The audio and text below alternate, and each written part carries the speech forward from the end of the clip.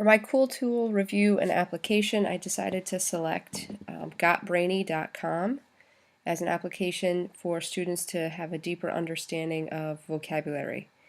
For my actual lesson that I adapted for this, I selected a U.S. History, 10th grade U.S. History course, and a text from W.E.B. Du Bois that we use in the course, talking about the impact that Reconstruction has on will have on our nation, and ultimately what it means for society as a whole.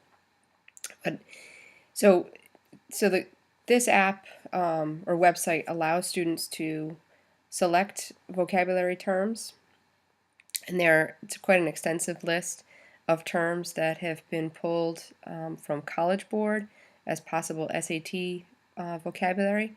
And students can either create a brainy flick, which you see here, which is a video adaptation of the meaning of the word semaphore.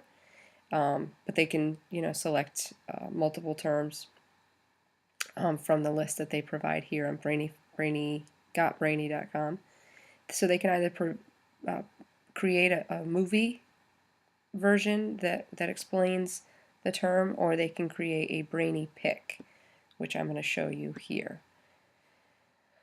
So when students select to create a brainy pick, they go to this, and they can select from this list of terms.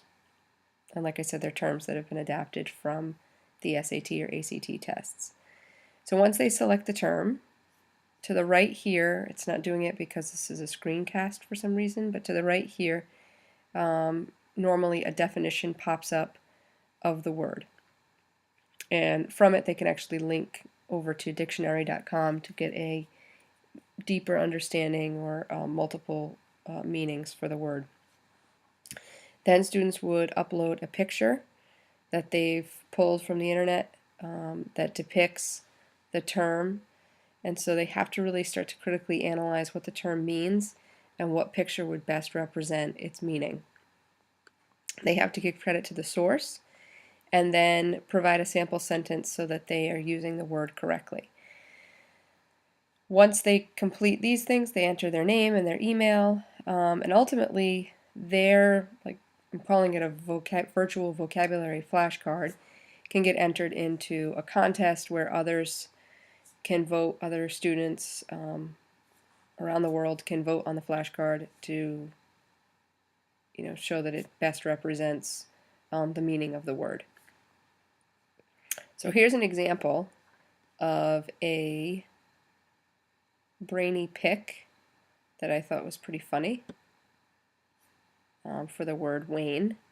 So after forgetting to work out for years, the man's body started to wane. And we see Arnold Schwarzenegger after working out and failing to work out for several years. So some of the affordances that this tool provides is it allows students to critically analyze the vocabulary term.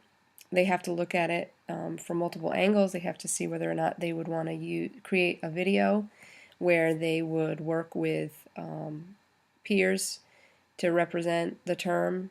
Some of the examples that this website features are videos that students create, and they act out the term, or they use it in a sentence and within the context of a video.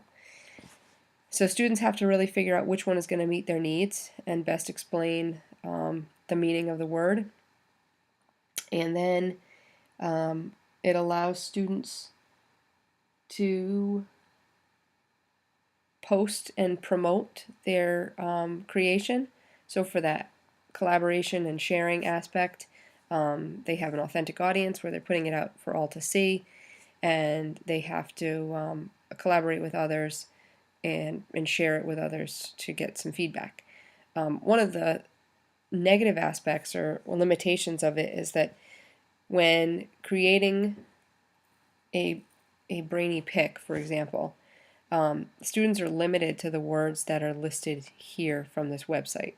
So for my lesson, what I had envisioned was that students would read the text from Du Bois and pull out words that they questioned, especially, maybe they understood the literal meaning of the word, but they had a hard time with the word in context.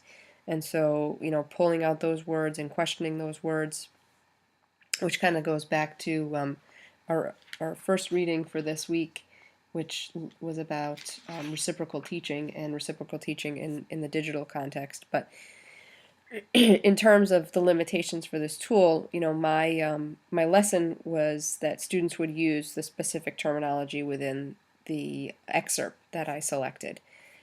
This tool does not have any of those terms. It doesn't offer those as options for students um, to define and to exemplify through a picture or a video. So that was one of the limitations, and so a teacher can adapt it by selecting, synonyms for the words that are within the excerpt, and then from it trying to find those synonyms here on this website, and then creating a visual representation of the term. Students could also do it in PowerPoint, where they select the text, they select a picture from the web, or create a video, and then use the term, in a sentence within that picture. So this is just like an opportunity. It's kind of a feeder for quick and easy flashcard maker for vocabulary terms.